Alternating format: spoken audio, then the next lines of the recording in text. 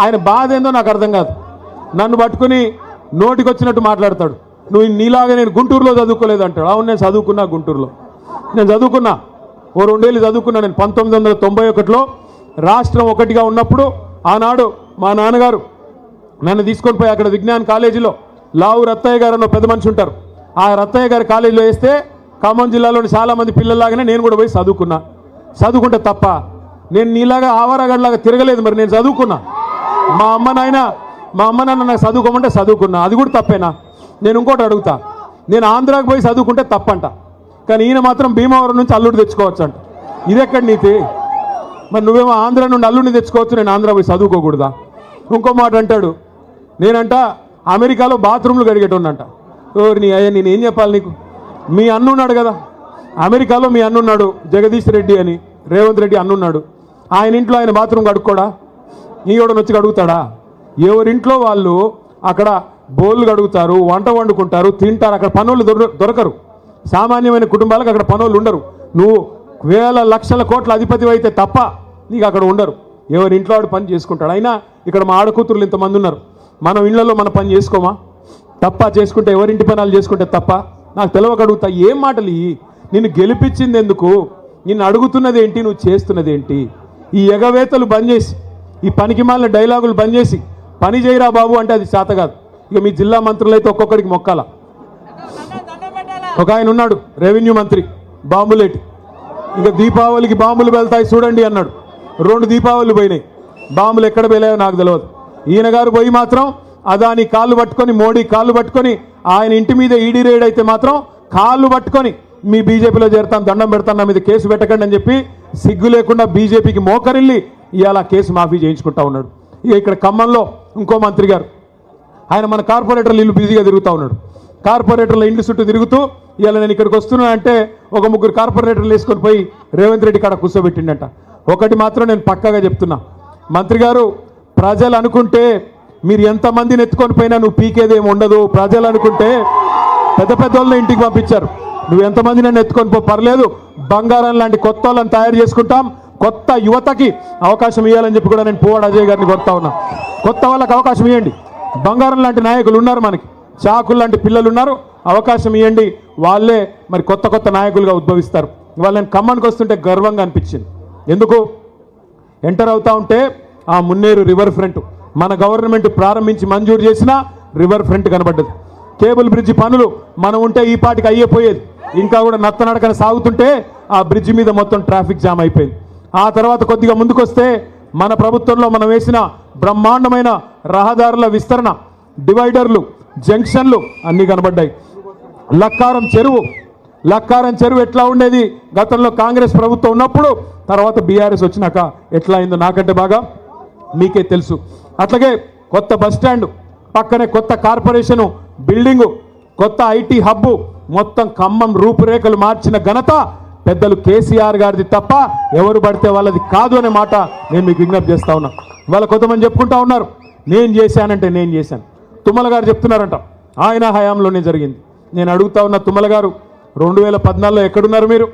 ఓడిపోయి ఇంట్లో కూర్చుంటే మిత్రుడు కదా అని తీసుకొచ్చి కేసీఆర్ గారు మంత్రి చేసి మీకు బాధ్యత అప్పచెప్పారు.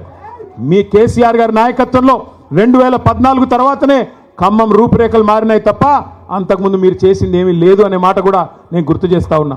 దయచేసి నేను మిత్రుల్ని కోరుతా ఉన్నా, ఇవాళ పక్కనే ఉన్న డిప్యూటీ సీఎం కావచ్చు, ఇక్కడ ఉన్న ఈ 2 మంత్రులు కావచ్చు, రేపు ఖమ్మం కార్పొరేషన్ మీద పడతారు. వాళ్ళకి అర్థమైపోయింది సినిమా. మొన్న మీరు పంచాయతీ ఎన్నికల్లో ట్రైలర్ చూపెట్టేసరికి భయపడ్డారు. మా తమ్ముడు ఆర్మీ రవి అనే ఒక పిల్లగాడు ఉంటాడు. ఎక్కడున్నాడు ఆయన? ఎక్కడున్నా నిలబడి తమ్ముడు లే చేయలేపు. ఆర్మీ రవి అనే ఒక తమ్ముడు ఉంటాడు. ఎక్కడ ఉన్నాడు?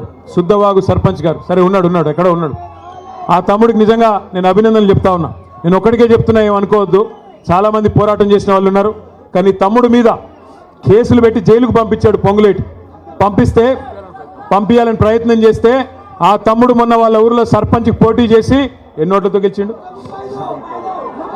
135 ఓట్ల మెజారిటీతో పొంగులేటి అహంకారం మీద చావు దెబ్బ కొట్టి గెలిచొచ్చాడు.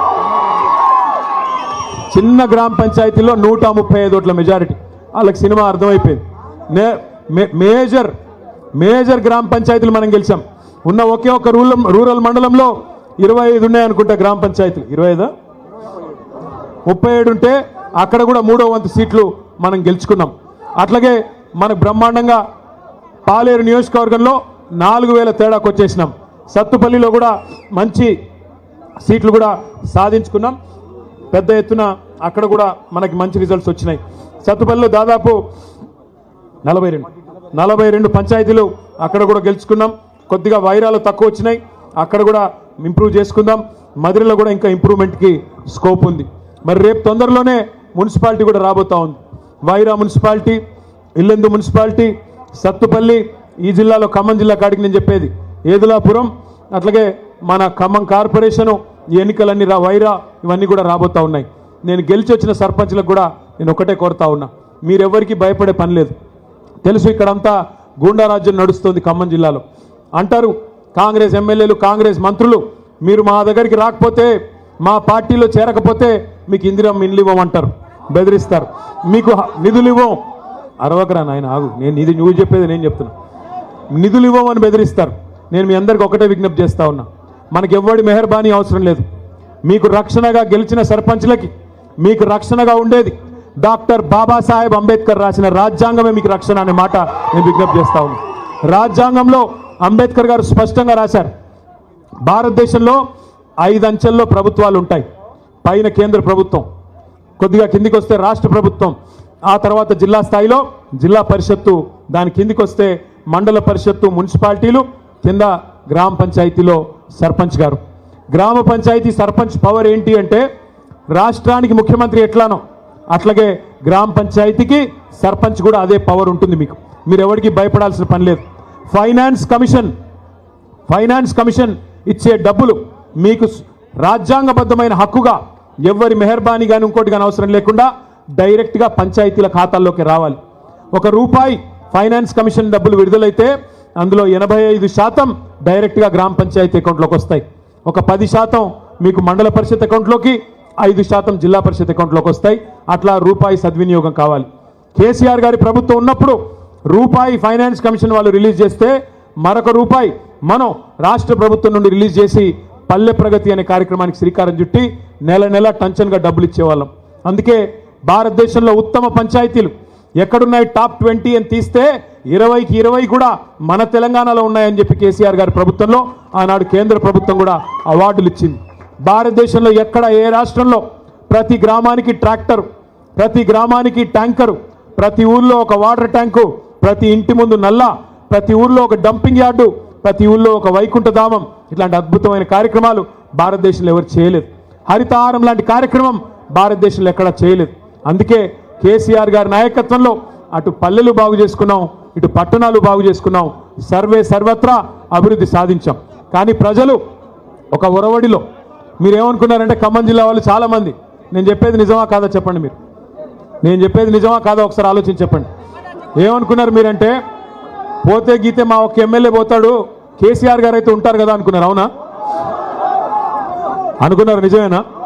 పోతే మా ఎమ్మెల్యే పోతాడేమో, కేసీఆర్ గారు అయితే ఉంటారు అనుకున్నారా? అట్లా మీరు కొద్దిగా అరుపులు తగ్గిస్తే నేను మాట్లాడతాను. అట్లా అన్ని నియోజకవర్గాల వాళ్ళు అనుకున్నారు మీ జిల్లాలో. అందుకే ఏమైంది, అన్ని సీట్లు పోయింది. దయచేసి ఈసారి అట్లాంటి తప్పు చేయబాకండి.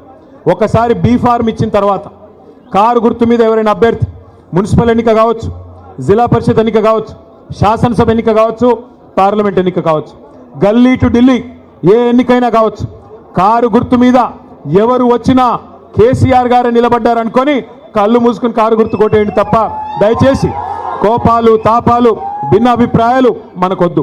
మనం ఐకమత్యంగా పోరాటం చేస్తే ఇంత అద్భుతమైన నాయకత్వం ఈ వేదిక మీద మీకుంది.